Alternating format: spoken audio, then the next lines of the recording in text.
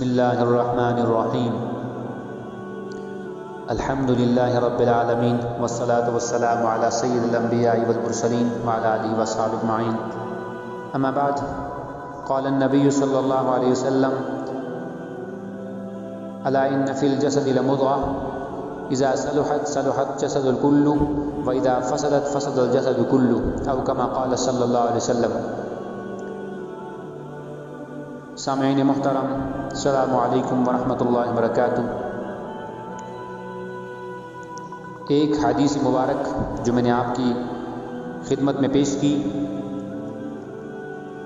اللہ کے حبیب صلی اللہ علیہ وسلم نے فرمایا کہ تمہارے جسم کے اندر ایک گوشت کا ٹکڑا ہے،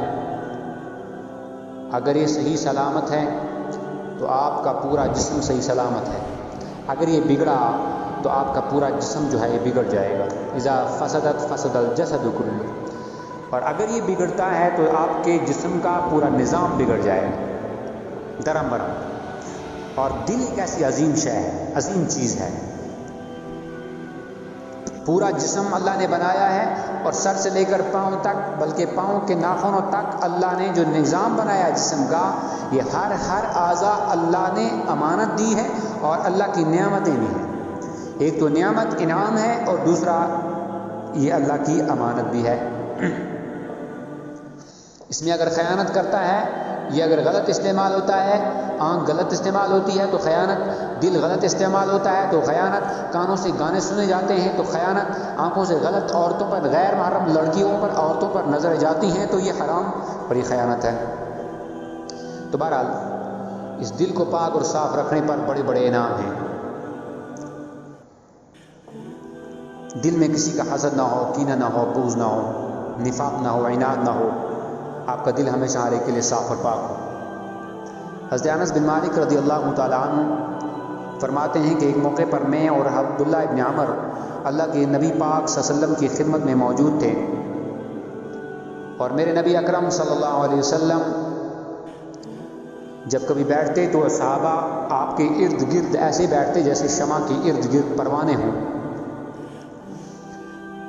تو فرماتے ہیں کہ دروازے پہ دستک ہو گئی، اللہ کے نبی نے فرمایا کہ انس دروازہ کھولو، اور تمہیں پتہ ہے دروازے پر جو شخص ہے، جو آنے والا شخص ہے،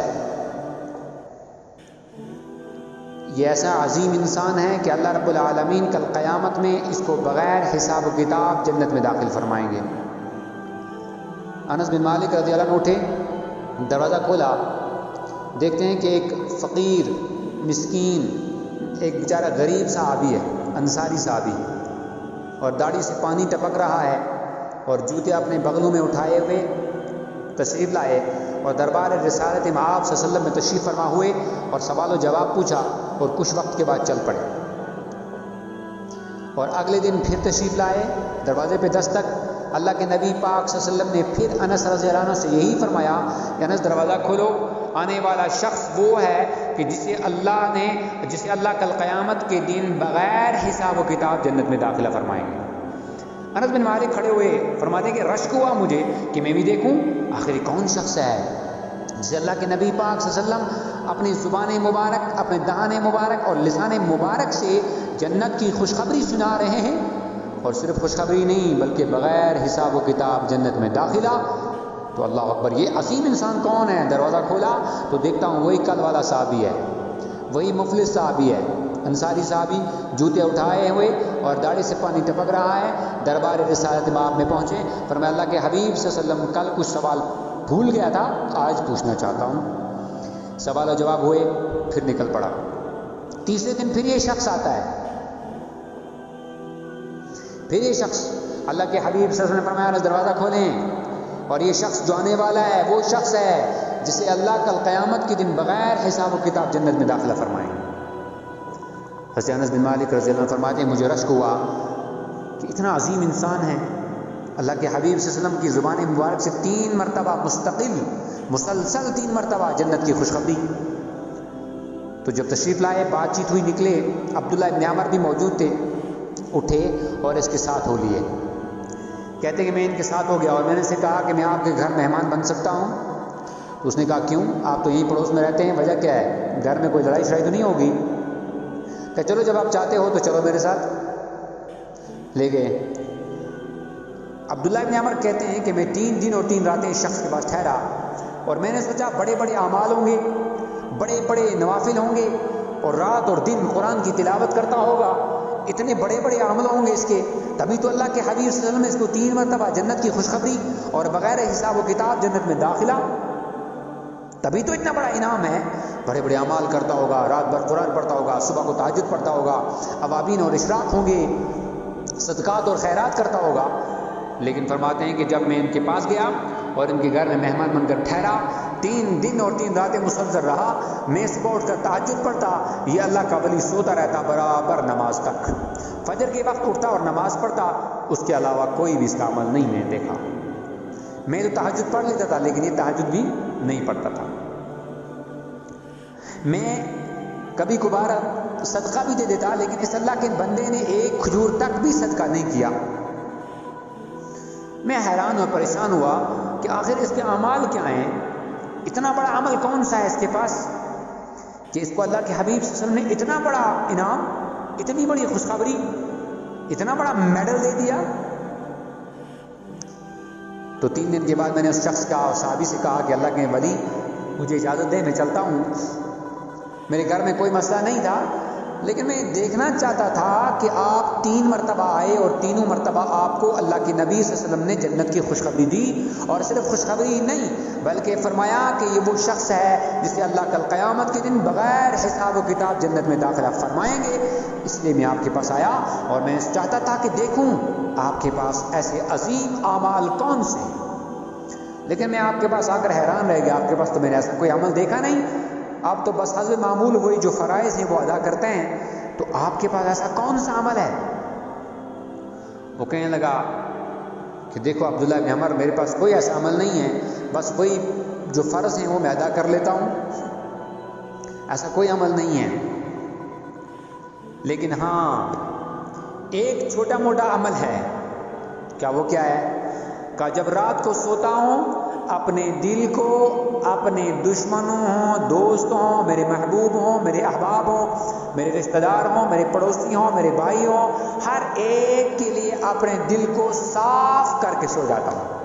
حسد، کینہ، بغض، نفاق، عداوت نکال کر اپنے دل کو ان کے لیے پاک اور صاف کر کے سو جاتا ہوں، اور جب صبح کو اٹھتا ہوں پھر اپنے دل کو پاک اور صاف کر لیتا ہوں، حسد سے، کینہ سے، بغض سے اور بدنیتی سے، نفاق سے، عداوت سے، ان تمام چیزوں سے اپنے دل کو پھر صاف پاک کر لیتا ہوں، اور شاید اللہ کو میرا یہی عمل پسند آیا ہے۔ اللہ اکبر کبیرہ۔ یہ دل کو پاک اور صاف رکھنے پر اللہ کا یہ بدلہ، اللہ کے نبی پاک صلی اللہ علیہ وسلم کی یہ خوشخبری کہ اس شخص کا دل اپنے دشمنوں پر بھی، دوستوں پر بھی، ہمسایوں پر بھی، بھائیوں پر بھی، رشتہ داروں پر بھی پاک اور صاف ہے۔ دل کو پاک صاف کر کے شام کو سو جاتا ہے، صبح اٹھتا ہے تو دل کو پاک صاف کر لیتا ہے۔ اس پر اللہ کے حبیب صلی اللہ علیہ وسلم نے فرمایا کہ یہ وہ شخص ہے کہ کل قیامت کے دن اللہ اس کو بغیر حساب و کتاب جنت میں داخلہ فرمائیں گے۔ اعمال کے کوئی پہاڑ نہیں، تہجد گزار نہیں تھا، شب گزار نہیں تھا، حج کرنے والا نہیں تھا، صدقات اور خیرات کرنے والا نہیں تھا، لیکن صرف اور صرف یہ تھا کہ اپنے دل کو دوسرے مسلمانوں کے لیے پاک اور صاف کر دینے والا اس شخص کو اللہ کے نبی صلی اللہ علیہ وسلم نے بغیر حساب و کتاب جنت میں داخلے کا سرٹیفکیٹ عطا کر دیا، میڈل دے دیا، انعام دے دیا۔ اب ہم ذرا غور کریں کہ ہمارا دل کتنا پاک اور صاف ہے، ہم اپنے مسلمان بھائیوں پر کتنا رحم دلی سے پیش آتے ہیں، ہم اپنے مسلمان بھائیوں کے ساتھ کتنا محبت والا سلوک کرتے ہیں، ہمارا دل کیسا پاک اور صاف کس کے لیے ہے؟ یہ صحابہ کبار رضوان اللہ علیہ مجمعین ایسے شخص تھے، ایسے لوگ تھے، ایسی ہستیاں تھیں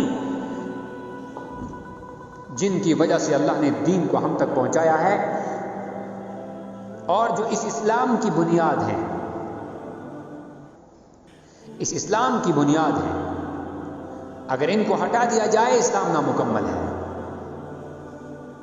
تو یہ وہ ہستیاں تھیں کہ جن کی اتنا عظیم تھے کہ جن کو اللہ کے نبی نے دنیا میں ہی جنت کا سرٹیفکیٹ عطا کر دیا، اور یہ تو اللہ کے نبی کی زبان ہے، ان کی دہان مبارک سے الفاظ نکلتے ہیں، لسان مبارک سے. لیکن اگر ہم قرآن کو دیکھیں تو قرآن کیا کہتا ہے؟ رضی اللہ عنہم ورضوا عنہ. قرآن کو دیکھیں تو قرآن کیا کہتا ہے؟ اولئک هم المؤمنون حقا. قرآن یہ کہہ رہا ہے.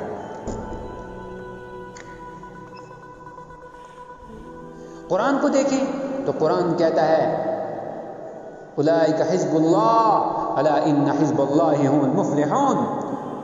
قرآن ان کو جنت کا سرٹیفکیٹ دے رہا ہے. وہاں تو لسان محمد تھی، زبان محمد تھی صلی اللہ علیہ وسلم، لیکن یہاں تو قرآن ہی ان کو جنت کی سرٹیفکیٹ دے رہا ہے. خود اللہ پاک ان کے لیے جو ہے اللہ فرماتے ہیں میں ان سے راضی ہو رہی، مجھ سے راضی ہوں. اس سے بڑا انعام کیا ہو سکتا ہے؟ تو میرے بزرگوں، ہمیں بھی اپنے دل کو پاک اور صاف بنانا ہے. ہر ایک کے لیے اپنے دل کو پاک اور صاف بنائیں. کسی کا نفاق نہیں، عداوت نہیں، بغض نہیں، کینہ نہیں، حسد نہیں. حسد ایک ایسی بری چیز ہے کہ جو جیسے کینچی کپڑے کو کاٹ کر ختم کر دیتی ہے، ایسے ہی حسد جو ہے یہ ایمان کے لیے کینچی ہے. جیسے آگ لکڑی کو کھا جاتی ہے، ایسے ہی حسد جو ہے یہ ایمان کو کھا کر جلا کر ختم کر دیتا ہے.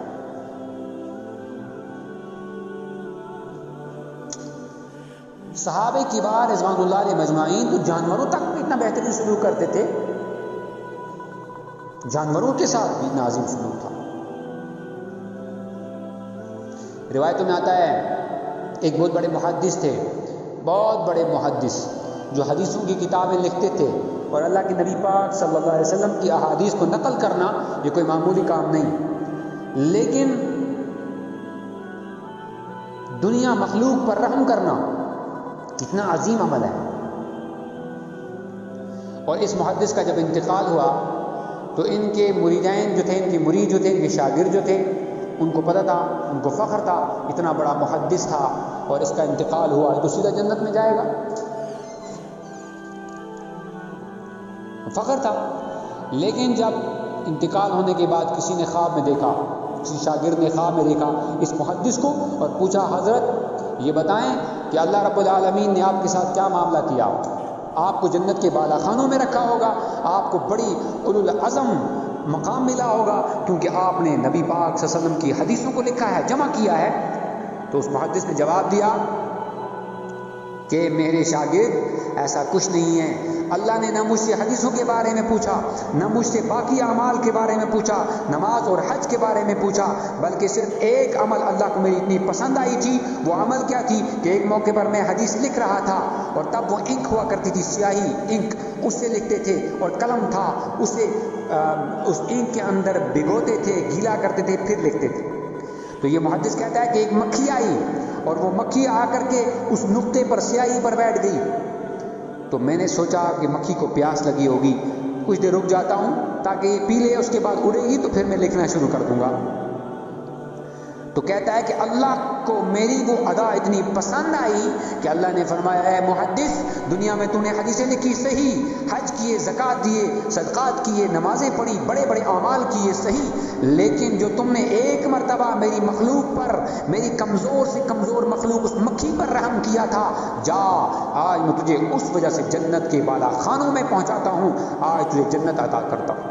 میرے وہ تمام اعمال، ان کا کوئی تذکرہ نہیں، صرف ایک مکھی پر رحم کرنے پر اللہ نے جنت کے فیصلے فرما دیے. تو اس لیے میرے بزرگوں، ہمیں بھی چاہیے اپنے دلوں کو پاک اور صاف بنائیں، اور محبت، الحب فی اللہ والبغض فی اللہ کا مقام جو ہے یہی چیز ہے جو ہمیں کرنی ہے. محبت بھی اللہ کے لیے، بغض بھی ہو اللہ کے لیے ہو، باقی کوئی عداوت نہ ہو. مسلمان کے لیے مسلمان کا بھائی ہے، اور دل جو ہے صاف اور پاک ہر ایک کے لیے رکھا جائے، ہر ایک کو محبت دی جائے، ہر ایک کے لیے محبت اور اپنے دل کو کھول کے رکھا جائے. اور محبت اور جو ہے نفاق ایک جگہ جمع نہیں ہو سکتی.